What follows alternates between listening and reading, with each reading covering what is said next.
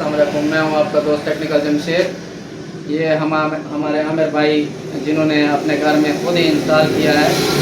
आज इन्होंने दूसरा पीस भी मांगा है। ये गुजरांवाले लगाने के लिए जा रहे हैं और ये होलसेल पर काम करते हैं टेरेस मेल खान के अंदर।